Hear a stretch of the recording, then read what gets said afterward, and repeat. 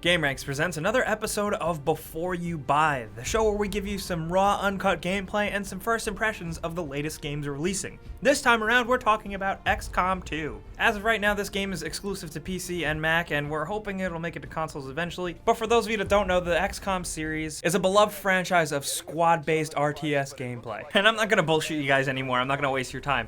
XCOM 2 is really, really good. There's a little bit something for everyone here, and even people who aren't really fans of RTS-style gameplay, and I think that's super awesome. So the setup this time around is the humans versus the Advent. Basically, after XCOM Enemy Unknown, the aliens took over and started a whole society and kind of serve as an occupying force. They've been around for about 20 years, and this whole situation ties not only to the gameplay, but it's just actually a pretty interesting story. The game has a killer presentation and kicks right in with some awesome cutscenes and support characters that you're actually gonna give a shit about. Now, by what I say about how the story has a kind of effect in the gameplay is that there's an immediately a different feel in XCOM 2. In gameplay and presentation, it just feels like you're fighting a losing battle, and there's no time. It's always a rush, and you're just destined to fail. There's always something to worry about, there's always an objective to complete or a side objective to complete, a timer counting down, and when you're viewing the menu in your main base, there's a doomsday clock that's constantly counting down until the Advent actually destroys the human race. This gives you kind of like a Majora's Mask style anxiety, just giving the overall entire length of the game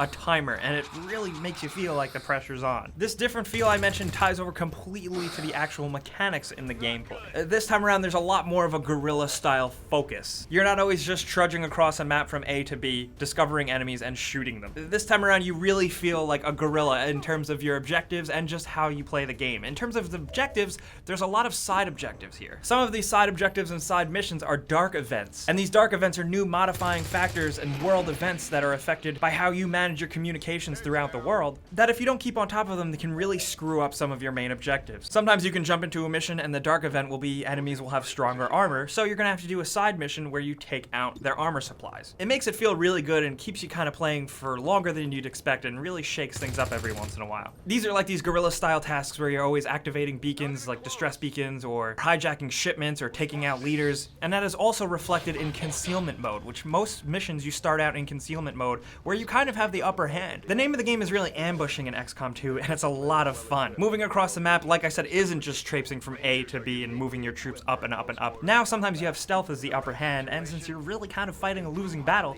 you really need it. The game is even more customizable than XCOM Enemy Unknown, and this time around, you're gonna get to know your troops more than ever, and you're gonna have such an attachment to them, and it makes when they die an even more powerful event. The fact that these soldiers that you can name, upgrade, customize, and get to know, when they die, it just makes it all the more powerful, and it's not a scripted event. It's completely on you because you design the character, and your commands and your strategy puts their life on the line. And so when you screw up and when they die, which inevitably has to happen because you have to die to succeed sometimes, it really hits you hard. It's really cool. It just raises the stakes and gives you some emotion and like makes you really enjoy playing this game. And this, to me, is why I really enjoy XCOM 2, because it stands out from standard, RTS fare where you're just moving around a bunch of boring troops. This shit is really compelling.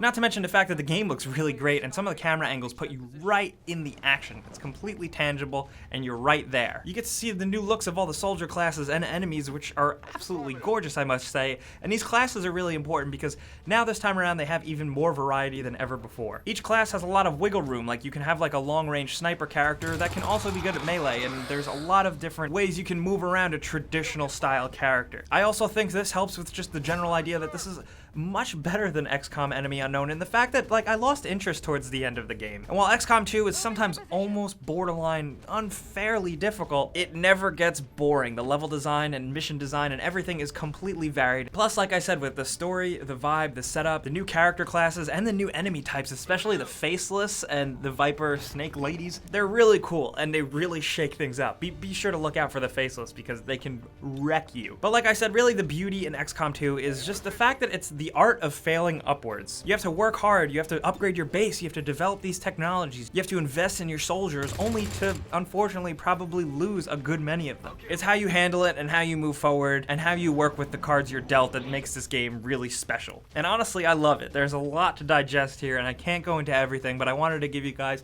some impressions and some things to expect if you're thinking about checking out XCOM 2.